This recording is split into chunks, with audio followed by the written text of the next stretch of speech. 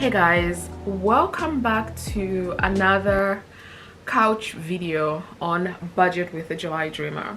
My name is Miranda, and on this channel I share my personal finances and I share my budget with you guys. I share my investments, but I also share these types of videos where we just have a frank conversation about my personal finances. So if you've been following me for a while, you know that I am on a 5-year plan. 2025 is my year 5 of this 5-year plan to become the first millionaire in my family.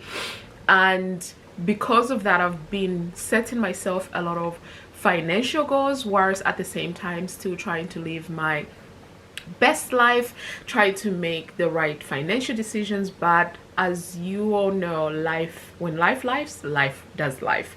And 2024 was a lot of lifing and a lot of my nature of YOLO, living its best life, because I am one of those people who, once I make a decision, I will stick to it. Sometimes that's good, sometimes that's bad, because even when it's a bad decision, if I've made it, I'm sticking to it. And yesterday, and let me just confess something to you guys, yesterday, or was it the day before, I was avoiding my personal finances because since January began, and today is January 16th, since January began, it has been throwing me a curveball left, right, and center. Okay, like everywhere I turn, there was a curveball, and I had to manage it as it came. And the curveballs I'm talking about have mostly been financial curveballs. So one of my rental properties, this time it's not rental property number 2, touch wood, it continues to stay fine. This was rental property number 3. This year came up, its 5-year EICR certification came due. So last year my estate agent told me that we needed to have it completed in January, and I was like, okay. So I paid, I believe it was £174 for the electrician to come in, a certified electrician to come in and check all of my electricals in that property. Obviously we want to make sure we're safe. I don't want any fuse to blow up, I don't want any electrical issues, and I want my tenant to be safe, right? So I'm like, yeah, let's do this. So this certificate, I believe, is every 5 years. So I bought this property 2 years ago, so I kind of like was already 3 years into the certificate that the previous landlords took out. But anyway, so got the report, like I think the estate agents may have got it just before, I want to say just before Christmas or thereabouts, or in between Christmas, and they didn't send it to me until after New Year's, which I'm grateful for. But I was just like, wow, okay. But yeah, so they sent me the report to basically inform me that my property had failed their electrical installation thingy, the EICR, and then the electrician had put in exactly what was like the issue. So I believe it's kind of like broken down into 2 or 3 categories, I want to say. So my property had 2 issues that were per the requirements in the UK, 2 issues that needed to be fixed with immediate effect, and then 1 which is a suggestion to improve the your property electrical whatever. I don't know for sure everything, but I had to Google half of this just to make sure that I wasn't being taken for a ride. But yeah, so I looked at it, I googled it, I did some research, and I found, okay, the immediate effect ones, I have no choice but to do that. So that was curveball number 1 that came through, which meant we had to obviously scramble money around my finances to pay for that. And I remember speaking to an agent, I was like, we always have £200. Oh, my air fryer is done. It's lunchtime. Your girl was multitasking, but I said to the agent, I was like, we always have like 200 pounds on the books for emergency. She's like, yeah, no, not this kind of emergency. I was pissed off, if I'm honest. If it's not going to include this type of emergencies, I don't know why I'm keeping 200 pounds on the books. Like, I am thinking they should cover it. Like, I should just send you the difference of what the electrician said, like gave us as a quote. But anyway, so I had to send this money. Obviously, I have no choice. I want my tenant to be safe, and obviously I want to be a legal landlord. Okay, always on top of these things. But as some of you know from watching my videos, you know that I emptied both my rental property emergency fund as well as my own emergency fund because of all of the costs that happened last year. Last year was a ride. We thank God for it, but it was such a ride. So got that. Now that was like the first week. I want to say was like the first week of yes. It was the first week. Yes, 3 days into the new year, I got the email to tell me that it did not pass the inspection, which sucked. But yeah, so 3 days into the year, and then away from the properties, my taxes. Obviously, I'm employed, but I also have rental properties and side hustles. So all of that, I pay taxes on those things. So my accountant did the work. I gave them my documents and everything in December, and they completed it last week. And this week I got the damages. So now I owe the government money, taxes. Again. Oh, I was just like, okay, great. And you obviously, you guys know your girl writes everything down, so I have to pay the government, and then I also have to pay my accountant obviously for completing my taxes. And because I had to take money from my budget, I'm short a little bit on something like within my rental properties, so now I have to make sure I cover that as well. And I was just like, oh my gosh. And I was talking to my sister, and she was just like, I thought you were like an asset millionaire. I'm like, yes, your sister is an asset millionaire, but your sister is also very much cash poor. And that is literally what today's video is about. Like, literally having 430k in assets does not always translate to I have 435k in my account. Okay, I had to say this to her, and she's like, oh. I'm like, what do you mean? Oh, that's just how it is. Like, you know, you build up assets, but it's not all the time that those assets are in liquid form, so in cash form. And so I came across, I think years ago, I came across the terminology cash poor. I'm just got my phone here. I'm just going to put in Google the meaning of cash poor, and essentially I'll do a screenshot of this and include it.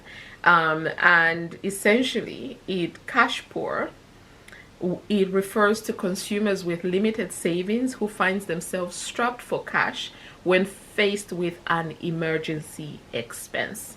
That describes me to a T. So when I was talking about, you know what, before, when I had 10k in my emergency fund, you know, honestly, there was barely any emergency that came up. And then the minute I started tapping into it because of my second rental property, every emergency imaginable,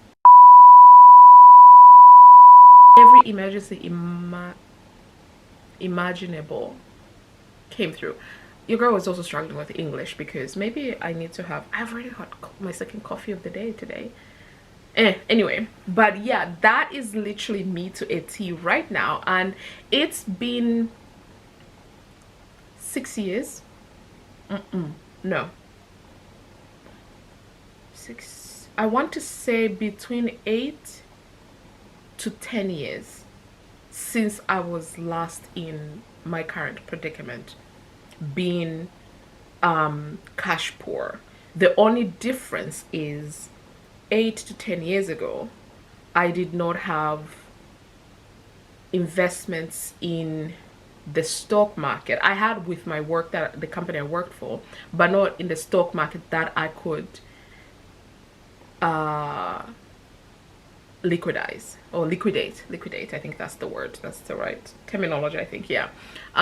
Liquidate. So I think that's a little bit of a difference. And as I was looking at my finances today, I'm somebody again who writes everything down, and I wanted to write every single debt from credit card. I excluded my loans because my loans are part of my everyday budget, so excluding those. So I wanted to look at every single debt that I had, so the credit cards, the bill that I got, the tax bill, how much I owe my accountant, which I'm still waiting for the full amount, what I'm needing for next month's bills for both my home and also my rental properties, any other debts that I may have here, there. Like, write everything down and figure out how much all that is, and then start thinking of ways to make that money to be able to essentially pay for these things, right? And I this morning was very much tempted to be like, I know what much would look like, God willing, but if I could just get the money now to sort these problems, it will help me big time. And maybe, and oh my god, I think this is one of the reasons why I'm making this video, because my thoughts are so raw right now. I haven't had a time to coordinate my thinking, write down a script for this video and anything like that. But I was just like, the only thing I can think of outside of another loan is a payday loan. And I was just like, God forbid. Because if there's one thing that I struggled with when I finished university and got my first corporate job, was payday loans. I was essentially like, say today's my payday, I'll get paid today. The payday loan company would take all the money that I owed them that very day, and then, like, I want to say even 10 minutes later, they'll send me another message or an email to be like, if you want to get more money, let us know. We're more than happy because you are a trusted customer. And I would immediately, I literally would give it like 20-30 minutes max before I would reapply for practically the same amount, so I can live my life and then do it all over again. And that was the cycle that I literally lived for the longest time. So to find myself in my current predicament, to be like, maybe, even though when I was thinking it, I was like, excuse me, it's a short period. The thought of that cycle that I went through back in, I want to say 2013 to 2016, I don't think I can afford that, honestly. Like, I would rather right now go stock shelves in our local supermarket, or I'm experienced healthcare worker, so I would rather go do that, like, to earn money that way, and, you know, just make it that way, than actually go back to payday loans. I'm not shitting on them. Actually, I am. I know there are people who need them for just a short reprieve, and that's okay if you know what you're doing, but I cannot put myself back in that position. And I was just like, we're not doing it. So very much cash poor, but I needed to think of other ways. And obviously, I think I've mentioned this before, like last year when I tapped into my investments, I was like, I would rather tap into my investments than take out more high interest debt in terms of a loan or a credit card, to be able to cover myself. I would rather just tap into my portfolio. That's what I would rather do. So as I'm thinking about it, as I'm writing things down, I think that is the path that I may need to take, because I need to be honest and frank with myself. You know, these are tough times, these are unprecedented time. And I was joking with my mom a couple of days ago, because obviously my extended family is back home in Zambia, and Malawi and South Africa and all over Africa essentially. And a couple of my cousins, like back to back, sent messages. Hey Kaz, how are you doing? Could you please help me with ABCD? And I was just like, I literally messaged, I took a screenshot and I sent it to my mom. I was like, did somebody send an announcement that, you know, it's borrow season? And, you know, every single one I spoke to them, I told them for real, like, I honestly do not have any monies whatsoever. But I was just like, what is going on? And then speaking to my mom, it's like, it's tough, like all around. And it made sense for me even more. I started to look at how some of the financial institutions were behaving, because a lot of them was like, oh yeah, you can get a loan, or you are pre-approved for this, or you can get this. And I'm just like, yeah, I see we are in those unprecedented time. I always used to say to my mom, when you are in the thick of it, like when you are absolutely struggling, there are not a lot of financial institutions. And I want to distinguish here between like the good ones and the bad ones. The good ones are the ones with the favorable interest rates, and then the bad ones are the ones who like 110% interest if you borrow from us, kind of thing. So the good and the bad. So it's always very telling when these financial institutions are more than happy to lend you money, because they need to lend you this money. But when you are struggling, like when you have money and you don't really need to borrow any, they kind of like are there ready to tempt you.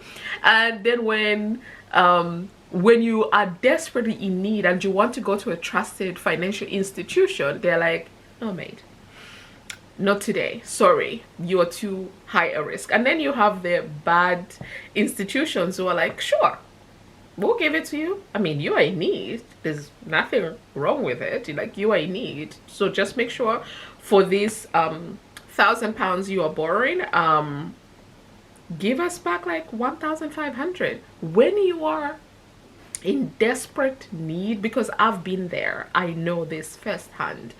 When you are in that desperate need, 1,500 doesn't seem so bad borrowing on £1,000. But obviously I know it is, but when you are desperately in need, it doesn't seem so bad. Like I remember going back in the day borrowing about, I want to say between £3,000 to £4,000 from Everyday Loans, and they were like, oh, if you borrow this, I was expecting like I borrow this and I will have to pay them like at £5,000. Some of the quotes they were giving was like, oh yeah, £8,000 or even £11,000. Some of them were double what I was borrowing. That was what I needed to pay back in interest. And I was just like, what be this? Like, how does this even make sense? But when you are in desperate need, honestly, there are companies who are willing to give you this money so long as you accept their terms, and obviously if you what are they called, angel investors, or you give to some of these financial institutions, because there's people like with all of this money and they've got nothing to do with it, so they give it to these institutions to lend it out, and their rate of return is super. Again, my investor mind thinking here. But when you're on the flip end of it, not so super, because borrowing 4,000 and having to pay back double that is crazy to me. But this is the current world we live in.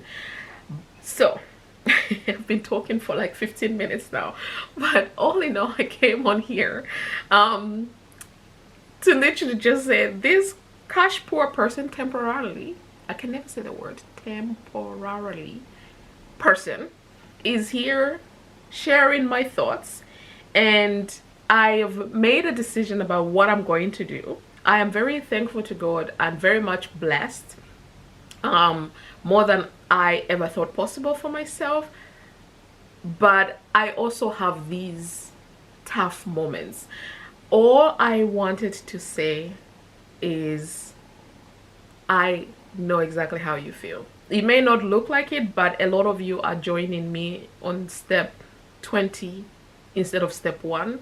If I started filming and sharing with you like when I was in the trenches, then obviously some of you will relate and will be able to understand. Others still understand me at step 20 when they're joining me. But one thing is, like, do not compare, but also let's not diminish other people's experiences. We are all experiencing life differently. I should put that out there, but I just had to get this off my chest, and I think I will post this next week Tuesday. I'm gonna be taking a break from Transfer Tuesdays. For now, I don't know when I'll come back to them. Maybe I'll just be doing like on Instagram or something like that. I'm not really sure, to be honest, but for now I'll just be doing ordinary videos. I post on this channel on Tuesday and Sundays, and then one Friday a month for my debt-free update videos. But yeah, so I am filming this mostly for me because I have made this decision, and when I do reflect back, I want to rewatch this and just, you know, the mambo jumbo that was going on in this, well, not the braids, but this brain of mine, I can reflect on it and just see, is this a financial decision that I will regret? I hope not, but it's a financial decision. It's the cards that I'm playing right now. Not all financial decisions I make are the best in the world, but in the moment, with the information that I have, it's the best decision for me. I know it's a little bit cryptic. When I'm ready to share, I will share, just not now. But for now, I'm gonna drink my water and get back to work. I have exactly 30 minutes and I need to get back to work. So thank you guys for listening to my mumblings. I hope you enjoyed this video. If you did, give it a thumbs up, subscribe if you haven't already, and I'll see you guys in my next video real soon.